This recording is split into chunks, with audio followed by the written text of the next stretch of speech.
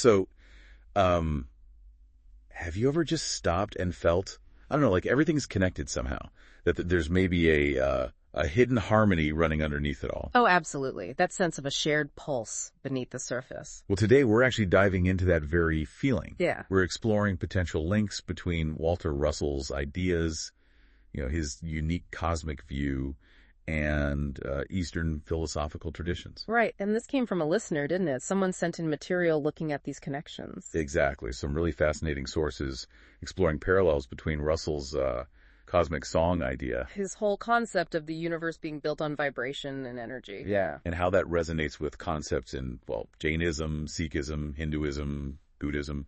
It's quite a range. It is. So we're looking for those common threads, those resonances, seeing if different ways of looking at reality point towards maybe a similar underlying truth. That's the plan. Our mission here is to unpack these connections for you, dig into the insights, find those surprising points where they seem to line up. Seeing if there's a kind of universal principle expressed in different, cultural languages. Exactly. Okay, so where should we start? Maybe Jainism. It's ancient and has a really interesting take on the universe's origins. Or lack thereof, maybe. Good place to start. Yeah, what's immediately striking about Jainism is this idea of an eternal, uncreated universe. Right. No Big Bang moment, necessarily. No, not in the same way. And that immediately makes you think of Russell's picture of a cosmos that's always in motion, this perpetual cycle without a definite beginning or end. It's a different way of thinking compared to, many Western creation stories. Yeah. It suggests reality just is, always changing. Precisely. And the sources you sent mentioned the Jain cosmology, their breakdown of these fundamental uncreated substances, the dravyas. Yeah, that's right. You've got conscious souls, the jiva, and then the non-soul stuff, ajiva, which includes things like matter, pudgala, they call it space-time, even motion and rest as fundamental principles. It's a very structured way of seeing things. Now, okay, the specific substances like Pudgala or Dharma aren't exactly what Russell focused on. He was more about light, energy, thought. True, the focus is different.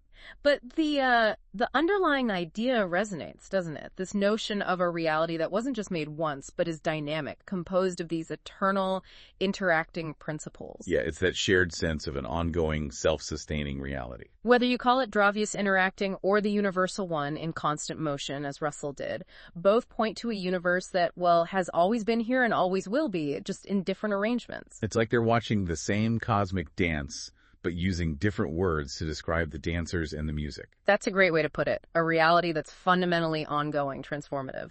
Okay, so shifting gears a bit, what about Sikhism? That comes much later, 15th century. Right. Sikhism and its core idea, Ikankar, the absolute oneness of God.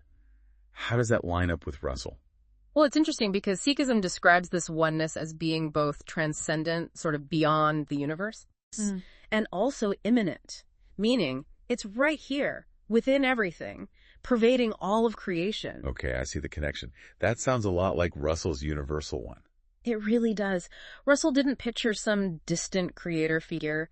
For him, the universal one was the substance, the consciousness of everything. It wasn't separate. So not looking down from outside, but the very fabric of reality itself. Exactly. And the source material points out the Sikh belief, too, that the divine isn't just out there, it's within each person, within all of creation. Which ties right into Russell's view of a conscious universe, where everything is an expression of that one consciousness. It's a powerful convergence, isn't it? Different times, different cultures, but this arriving at this idea of fundamental unity, a single source that is the manifested world. It makes you wonder, doesn't it, if it's some kind of intuitive grasp of the same reality just expressed differently. It certainly gives you pause. Okay, let's talk about something that pops up in several Eastern traditions and seems like a really direct parallel with Russell, these huge cosmic cycles. Ah, yes, the yugas and kalpas. These immense ages or epochs you find in Hinduism and Buddhism. This is where Russell's law of cosmic cycles really seems to click in. Hinduism talks about the Yuga Satya, Treta, Dwapara, Kali Yuga. These vast periods with things sort of declining spiritually over time. Right, a gradual decline leading eventually to dissolution, pralaya, and then renewal, the start of a new grand cycle, a kalpa. And Buddhism has something similar with kalpas too, right? These incredibly long spans covering a whole universe's life. Yes, immense eons, the whole cycle. Formation, existence, dissolution, and then this state of emptiness before the next universe comes into being. We're talking timescales that just dwarf human history. Almost impossible to really wrap your head around. And that cyclical nature, that cosmic breathing in and out, creation and dissolution, it just perfectly mirrors Russell's concept of rhythmic balanced interchange. Okay, explain that a bit more. Russell saw the universe working through this constant, balanced give and take of energy, like a cosmic inhale where energy condenses into form. Galaxies, stars, us. Exactly. And then the exhale, where form dissolves back into potential, back into that unmanifest state. Wow. The source even had that quote, something like, your human history, empires, advancements, just tiny ripples on these vast repeating cosmic tides. That's the one. It really puts things in perspective. It certainly does. And Russell, as the material points out, saw this cycle everywhere. Not just in seasons or lifespans, but in the birth and death of whole universes. It's just vast. Okay, that's a powerful connection. What about vibration and sound? That seems like another key area. Yes, absolutely. Because Russell's whole cosmology is built on light and energy moving rhythmically, creating form through specific frequencies, right? Right.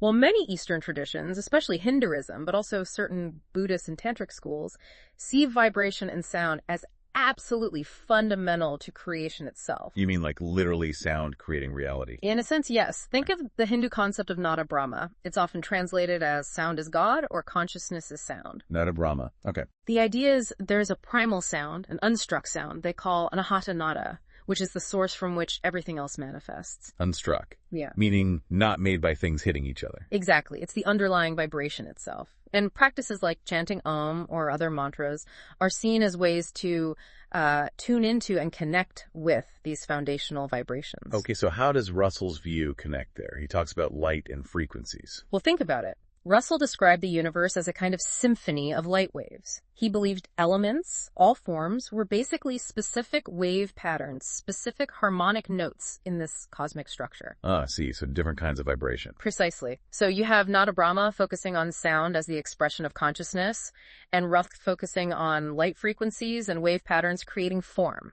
They're using different metaphors, maybe emphasizing different aspects. But pointing to the same core idea.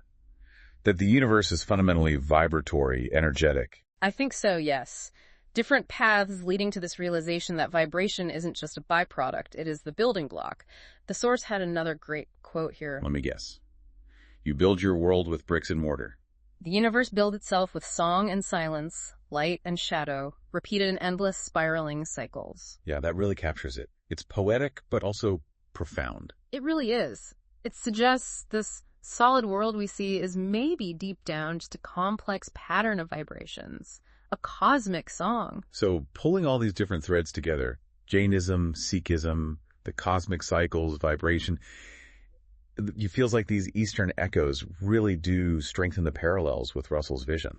They certainly seem to. What strikes me is how different approaches Russell's, maybe more intuitive or mystical insights, versus millennia of, meditation, philosophy, observation in the East, seem to arrive at very similar core understandings. Yeah, that convergence is the fascinating part. We keep seeing these recurring themes pop up, don't we? Unity, rhythm, cycles, constant transformation. It definitely suggests there might be these fundamental truths about reality that different cultures, different people can access through various means. Exactly. And encourages you, maybe, to see these traditions not as completely separate boxes, but as different dialects speaking about the same deep cosmic grammar. Okay, so for you, our listener, the big takeaway today is really seeing this surprising interconnectedness, how ideas from Russell resonate across Jainism, Sikhism, Hinduism, Buddhism, all pointing towards similar fundamental principles about the cosmos. It's quite profound when you see the overlaps. Definitely. Now, for that dragon trial moment, something for you to ponder. For just a few minutes today, try focusing really intently on the sounds around you. Mm-hmm. But go beyond just labeling them, car horn, computer fan, voices. Try to sense the vibration underneath, the energy making that sound happen. Can you feel the waveforms, the frequencies? Shifting focus from the source to the wave itself. Exactly. And then ask yourself, could these same kinds of vibrations, just on an unimaginably bigger scale, be what's shaping everything? The whole universe, the chair you're sitting on. How does focusing on that underlying vibration change how you feel about sound, or even the physical world around you? Yeah. It's an exercise in just shifting perception, maybe tuning into that cosmic song Russell talked about in your own way. A way to perhaps experience that interconnectedness we've been discussing. Precisely. Well, thank you for joining us on this deep dive. We hope it leaves you with maybe a bit more wonder about this incredible reality we're all part of.